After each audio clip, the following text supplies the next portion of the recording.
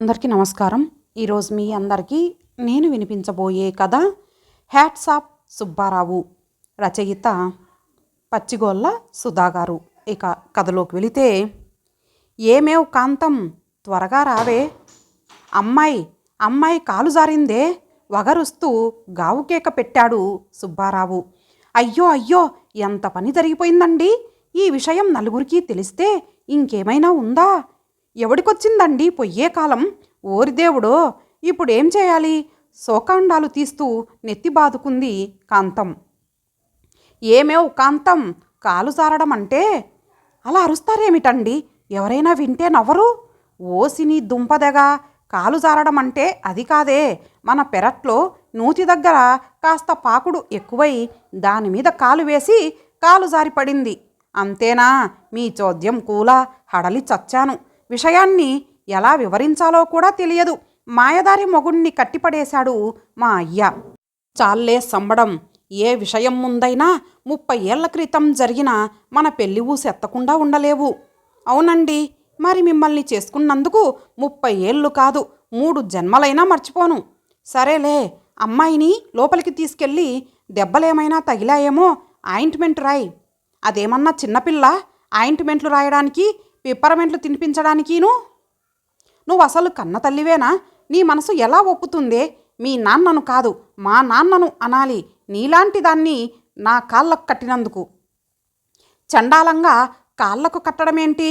ఎవరైనా మెడకు కట్టారంటారు, అందుకే అన్నాను దేనికి పనికిరారని. మెడకు కట్టాడని ఆడవాళ్ళనాలి, మగవాళ్ళు కాళ్ళకే కట్టారంటారు. ఎందుకంటే కాలు బయట పెట్టాలంటే పెళ్ళాం పర్మిషన్ కావాలి, అందుకని. ఏడ్చినట్టే ఉంది. పర్మిషన్లు అడ్మిషన్లు నాకు తెలియదు. నాకు తెలిసిందల్లా మనసులో ఉన్నది నోటితో కక్కేయడమే. సర్లే, మన కక్కులు తర్వాత, ముందు పిల్లని చూడు. నాన్న, నన్నేం చూడనక్కర్లేదు, మీ ఇద్దరు దెబ్బలాడుకోకుండా ఉంటే చాలు అంటూ తన రూంలోకి వెళ్ళిపోయింది లావణ్య. సుబ్బారావు, కాంతం ఒకరి ముఖాలు ఒకరు చూసుకున్నారు. సరిగ్గా తెల్లవారుజామున 5 గంటలయ్యింది. కోడి కూసింది.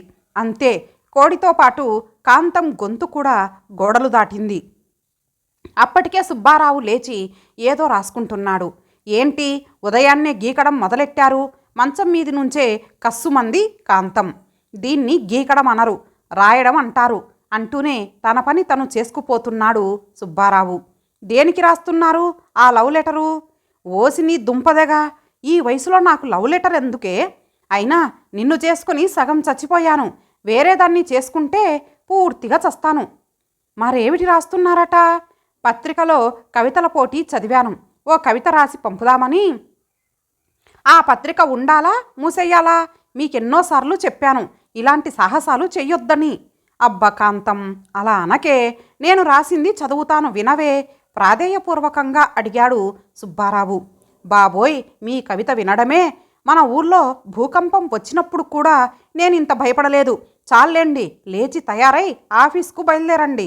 సరేలే, అదేదో ఆఫీస్లో మా ఫ్రెండ్స్కి వినిపిస్తాను అంటూ మంచం మీద నుంచి లేచి తయారై ఆఫీస్కు బయలుదేరాడు సుబ్బారావు.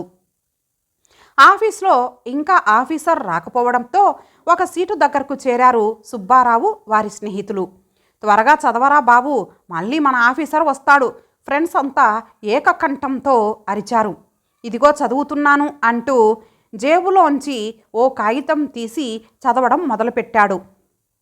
పని మనిషికి 100, చాకలికి 100, వంట మనిషికి 100, రాత్రికేమో 100కి 100. వచ్చే జీతం ఏముంటుంది నా బొంద. అందుకే నిర్ణయించుకున్నాను పెళ్లి చేసుకోవాలని. ఓ శుభముహూర్తాన లక్షలతో వచ్చింది నా లక్ష్మి. పని మనిషి తానే, చాకలి తానే, వంట మనిషి తానే, మరి రాత్రికేమో మేనకే.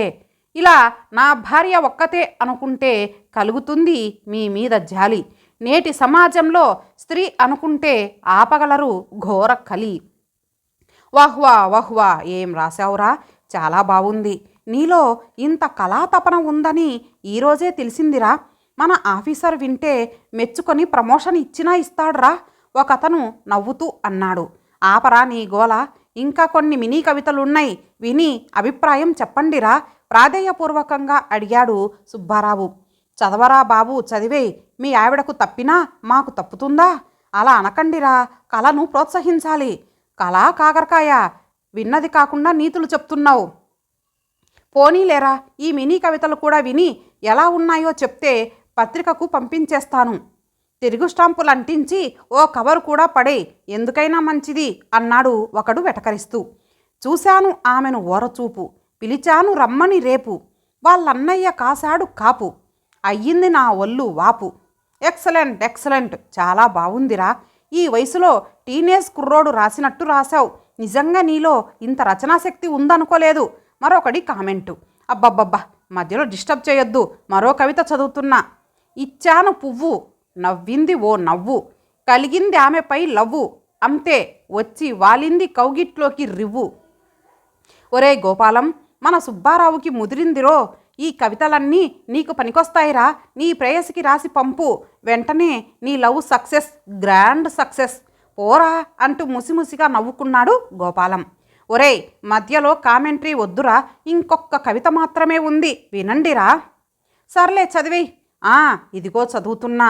చూశాను ఆమెనో చోట, వెళ్ళాను ఆమె నడిచే బాట, తీసింది కాలికున్న బాట, రాలేదు నా నోట మాట. ఒరే సుబ్బారావు, నీ కవితలు భలే ఉన్నాయిరా. యువ హృదయాలను గిలిగింతలు పెట్టేలా ఉన్నాయి. లవర్సు మెదడుని వేడెక్కించేలా ఉన్నాయి. పత్రికల ఎడిటర్లని నవ్వించేలా ఉన్నాయి. పాఠకులను కవ్వించేలా ఉన్నాయి. మమ్మల్ని వెర్రెక్కించేలా ఉన్నాయి. మీ శ్రీమతికి మాత్రం పిచ్చెక్కించేలా ఉన్నాయి. పోరా నీ జోక్సు నువ్వును.